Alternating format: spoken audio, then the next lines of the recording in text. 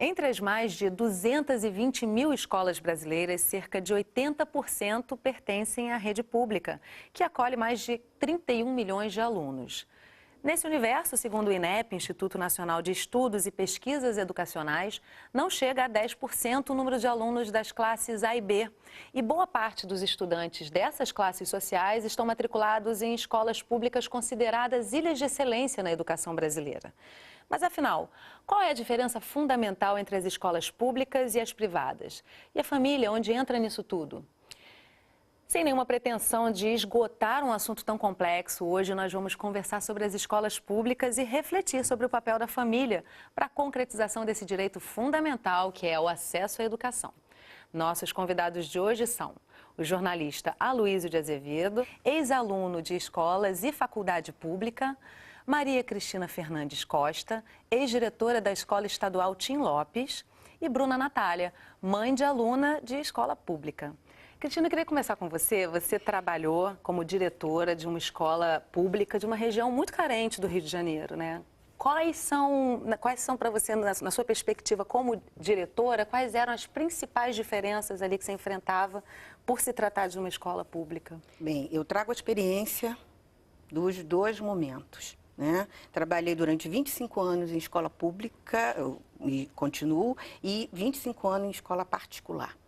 Então, o que a gente nota, o que eu sinto enquanto professora e depois como gestora, existem prós e contras. Os prós de uma escola particular, a gente tem mais liberdade de agir.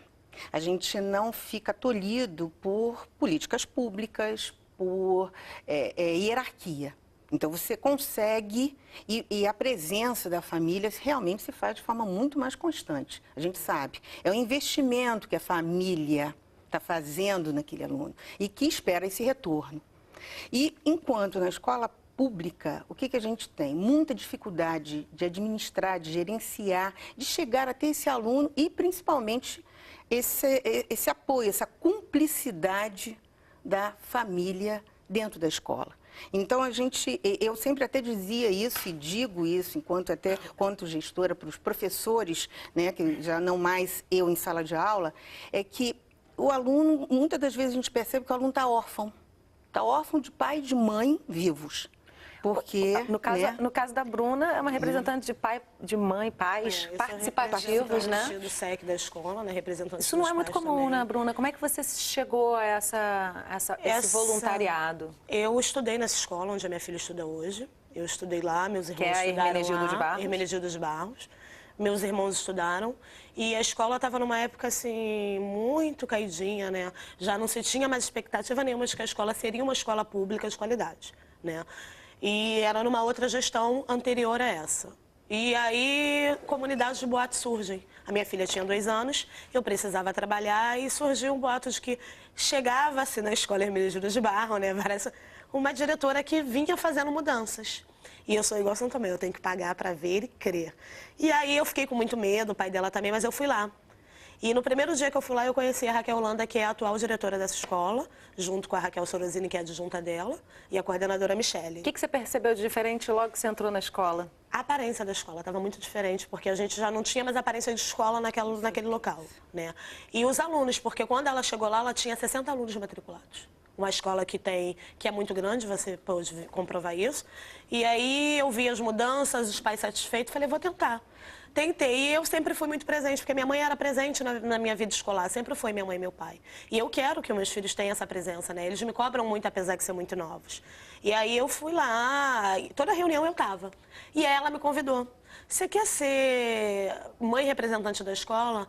Até a princípio não era do SEC, era só da escola. Falei, tudo bem, não estou trabalhando, não estou fazendo nada, é o futuro dos meus filhos, eu vou lá. E eu já tinha um outro filho matriculado em escola pública. Quer dizer, começa ali com uma representação na escola e depois, então, você vai me contar como é que você amplia isso. E eu moro na comunidade, né? Que é maravilhoso, você tem uma troca ali com a escola que também é importante. Eu sou um vínculo entre a escola e a comunidade. E é interessante o que ela falou com relação à aparência da escola. Muda, é a primeira impressão que isso fica. é muito... É essa distância que a gente também repara entre privada e pública. A privada sempre é muito bonita, muito sedutora ao olhar. E a escola pública, durante muito tempo, que eu acho que até nessa última gestão, ela sofre com pichação, isso torna, é constante, é normal, já faz parte do coletivo, né, do consciente coletivo. E a escola jornalista Tim Lopes, ela tinha esse diferencial por ser muito bonita. Tanto que muita gente achava que não era escola, que era um shopping. Né, pelas cores, era um shopping, até perguntavam se era um shopping.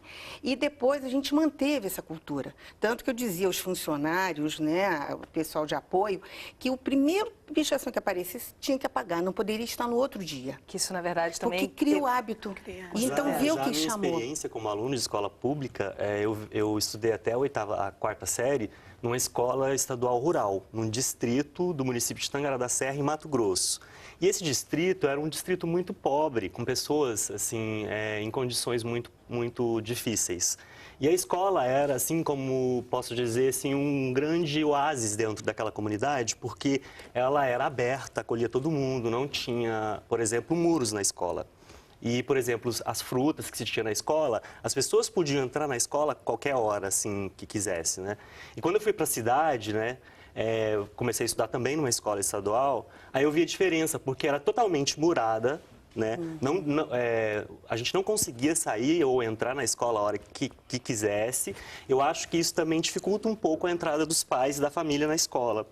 Eu acredito que o meu sucesso deve muito aos meus pais, porque meu pai era professor nessa escola, a minha mãe, quando casou com ele, não era formada, ela estudou depois de casada, eu acompanhei a formação dela e eu acredito que os meus pais fizeram toda a diferença na minha formação. Isso é importante mesmo, a participação da família. Agora, antes da gente prosseguir aqui com a nossa conversa, eu queria trazer uma pequena matéria que a gente fez na Hermenegildo de Barros, com as crianças, para ouvir também que as crianças pequenas mais adoram numa escola, né? O nosso foco é elas, né? A gente trabalha para elas. O que é importante para uma criança de escola municipal, estadual, enfim, pública? Vamos dar uma olhadinha. A coisa que eu mais gosto da minha escola é informática e parquinho. Judô e informática. Informática e sala de leitura. Informática e parquinho. Tio Alvinho e tio Claudinho. A oficina de direitos humanos. A oficina de judô e sala de leitura. Esporte e informática.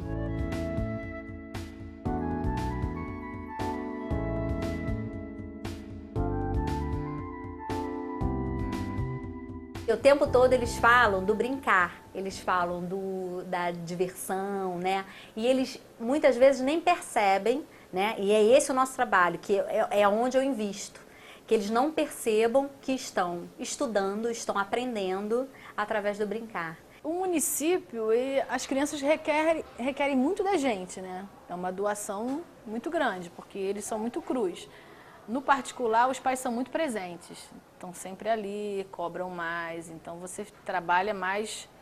No município não, você até tem que cobrar, em vez de você ser cobrada, você tem que cobrar. Eu acho que a maior vitória é a gente conseguir trabalhar com as crianças de uma maneira prazerosa, lúdica, com significado, né? Porque não só ensinar por ensinar a decodificar, mas ensinar com significado, com um objetivo claro, onde elas compreendam e consigam levar isso para o cotidiano delas.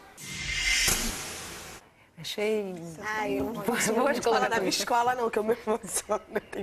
É muito bacana a escola mesmo. É um trabalho que assim, a direção vem fazendo há muito tempo, né? A direção é excelente e com muitas lutas. Lá a gente costuma dizer que lá é lágrima, sangue e suor. Pois é, eu fui pessoalmente à escola até para ouvir esses depoimentos. Eu fiquei muito impressionada com a criatividade da gestão em colocar e envolver, inclusive, os alunos, né?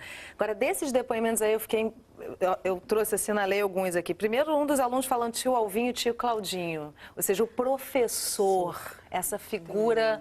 Nomeado. Iluminada, né? Ou não. Assim, como é que fica isso dentro de uma escola pública? Ontem a gente estava até comentando isso, porque o pai de aluno, ele te esquece, o aluno, ele não te esquece.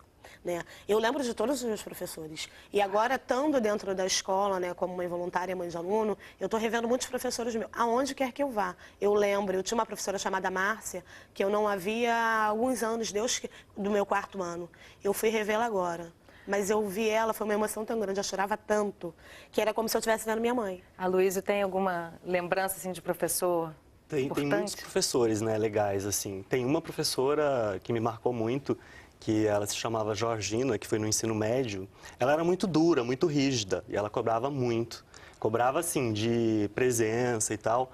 Mas quando eu passei no vestibular, na escola pública, ela foi a primeira pessoa que me ligou, que viu meu nome e tal. Então, assim, ela foi uma pessoa que me incentivou muito. Virou família, né? Agora, comprometida. uma outra colocação que eu achei interessante, isso vai para você, Cristina, é as crianças da rede municipal, e eu acho que isso talvez se estenda para a estadual também, requerem mais. Sem dúvida. Como é que é isso? Sem dúvida.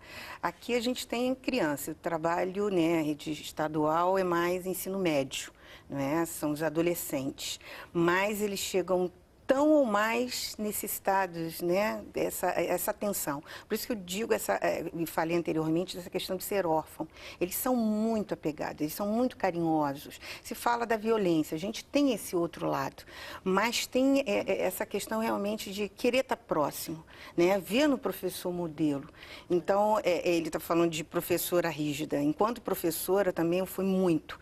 Tanto que eu dizia sempre uma máxima, ou me amam ou me odeiam. Não tinha um meio termo. Ela é boazinha, ela é tão legalzinha. Alguém tem que fazer o trabalho sujo, né, Cristina? Nunca. Eu sempre me predispus, tanto que eu recebi um monte de apelidinho desses piores aí, né? Mas eu sempre, porque eu dizia, só tem comigo algumas opções, ou aprender, ou aprender, ou aprender.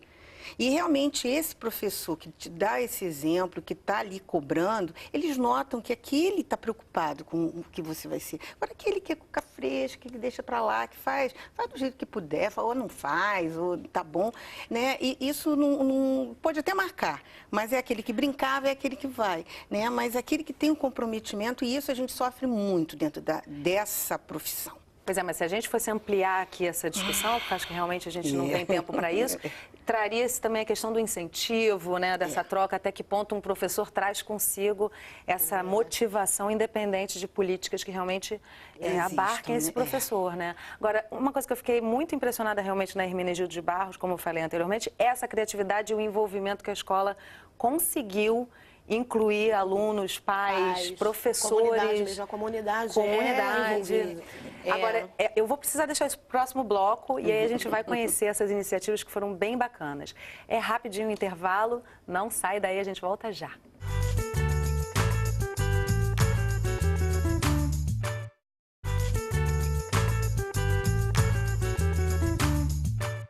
Estamos de volta conversando sobre escola pública. Comigo no estúdio a Bruna, o Aloísio e a Maria Cristina. Gente, finalizei o bloco anterior falando das iniciativas criativas ali da Hermenegildo de Barros e eu fiquei muito impressionada com uma das iniciativas que é a Assembleia de Alunos. Então eu queria começar esse bloco trazendo um depoimento da diretora da escola sobre isso para a gente debater em seguida. Vamos ver. Nós criamos uma estratégia para tentar combater a indisciplina dos alunos. Indisciplina no sentido de convivência mesmo. As muitas brigas constantes, né, e burlando regras da escola. Então, nós criamos a Assembleia.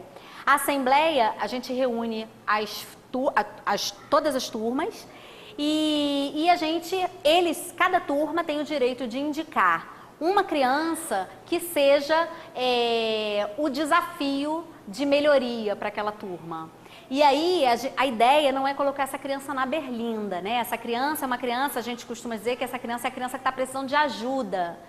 E para isso, eles criam uma comissão de ajuda para essa criança. Aí aqui a gente coloca o nome da comissão de ajuda, e eles criam estratégias, essa comissão de ajuda cria estratégias para que essa criança melhore no que ela está falhando lá.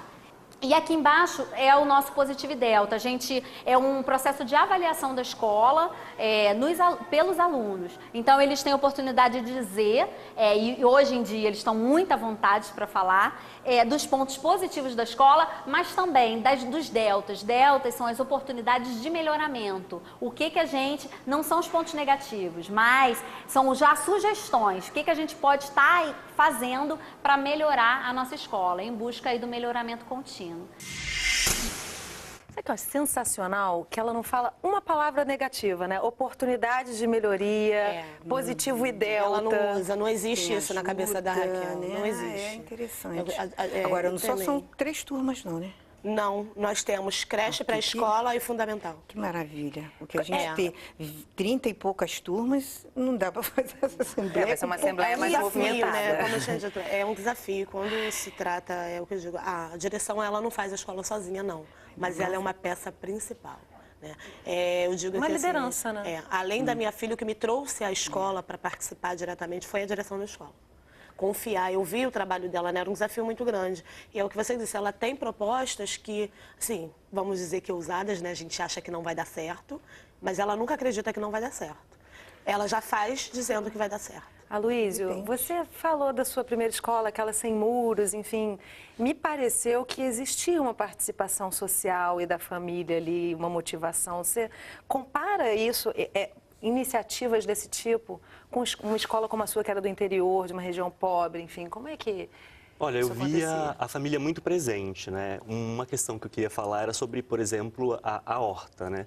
Eu estudei nessa escola até a 4ª série e a comida lá era muito boa, sempre preparada com muito carinho, porque era na zona rural, né? Tudo muito fresco, os pais contribuíam com a merenda e era numa época que o governo enviava a merenda. Então, o que o governo enviava era horrível. Se compensava com o que as pessoas faziam lá, né?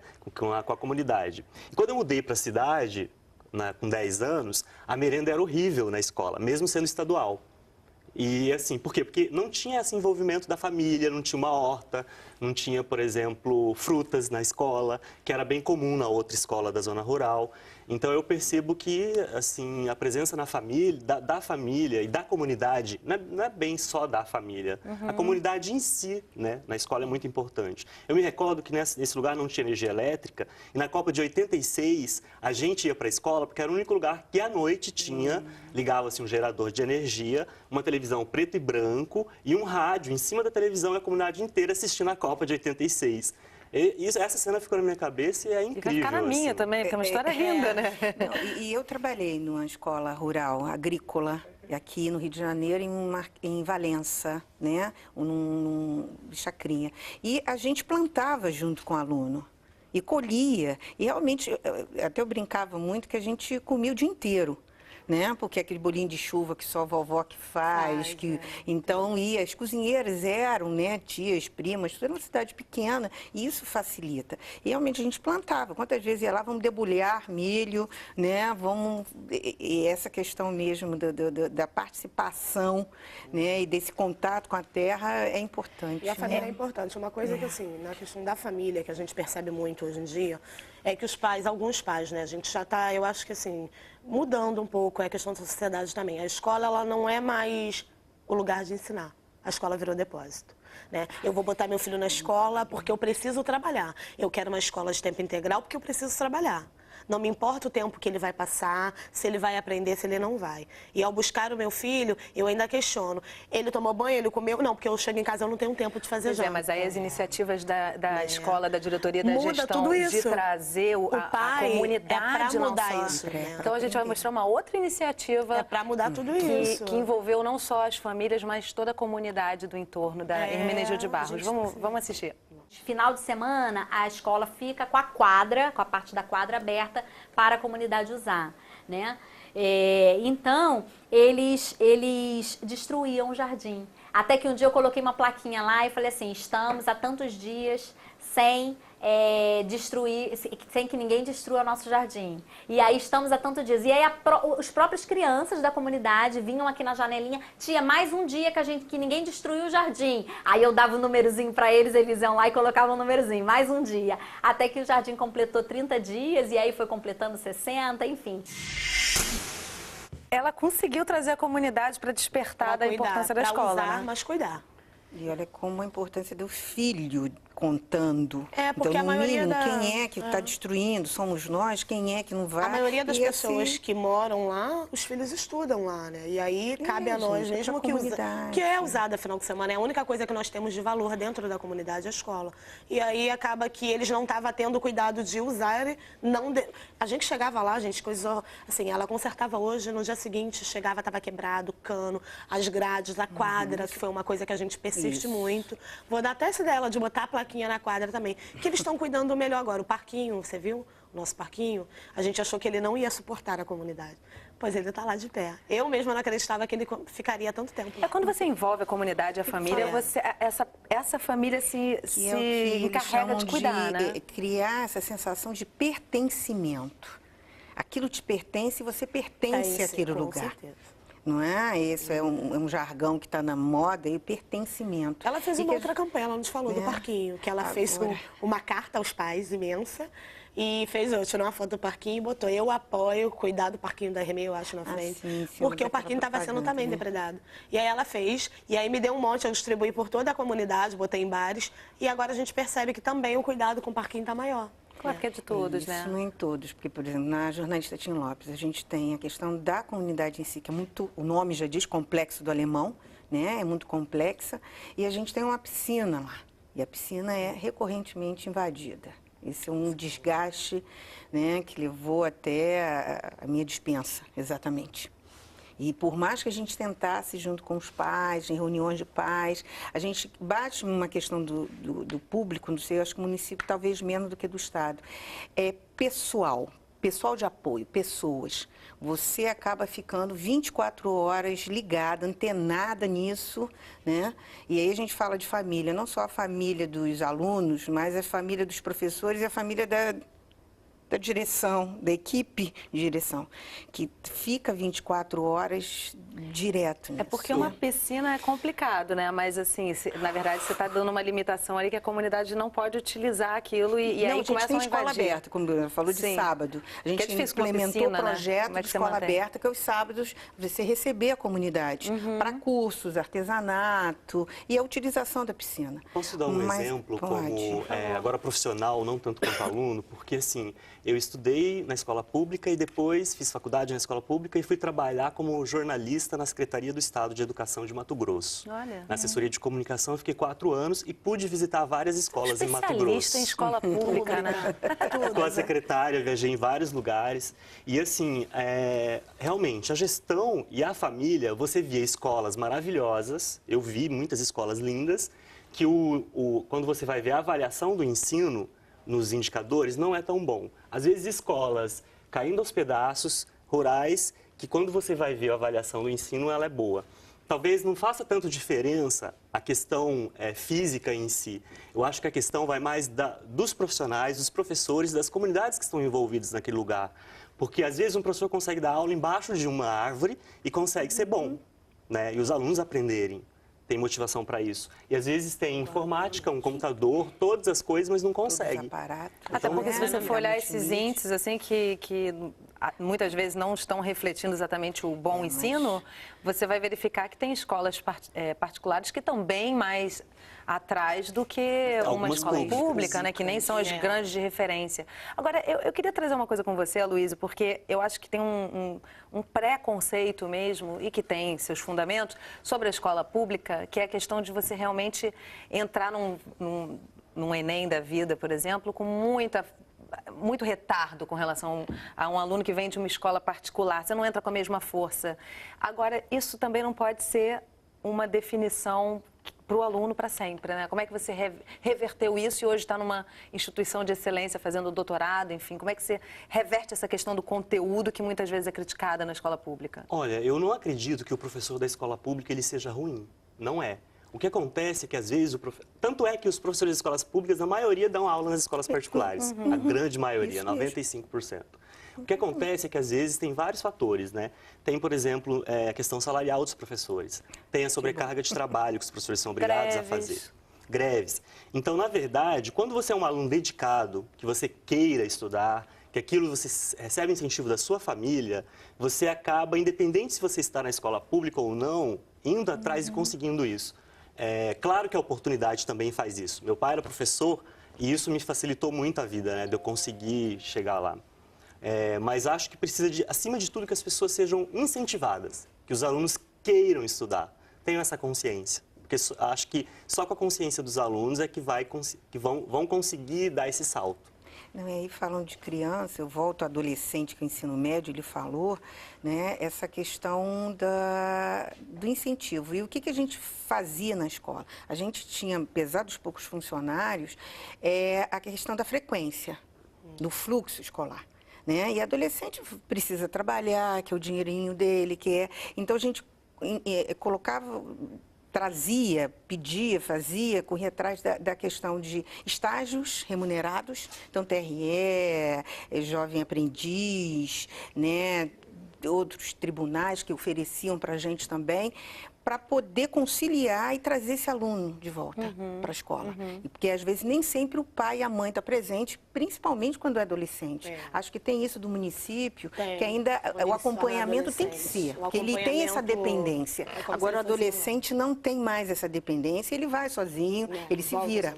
Então, quantos pais a gente vê no final do ano mandando, fazendo assinar, cobrando, dizendo que não vinha, ligando, mandando telegrama, não é? E, às vezes, não aparecia.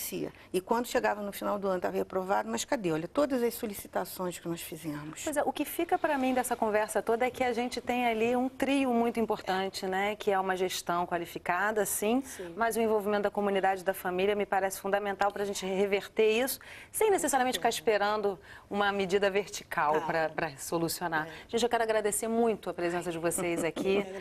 Muito obrigada pela troca de experiências. E obrigada a você que assistiu o programa em um dos nossos canais parceiros ou pela internet. Está esperando o quê para compartilhar uma experiência sua com a gente? Entra na nossa fanpage, escreve um texto sugerindo um tema importante para você e sua família. Eu espero você no próximo programa. Até lá!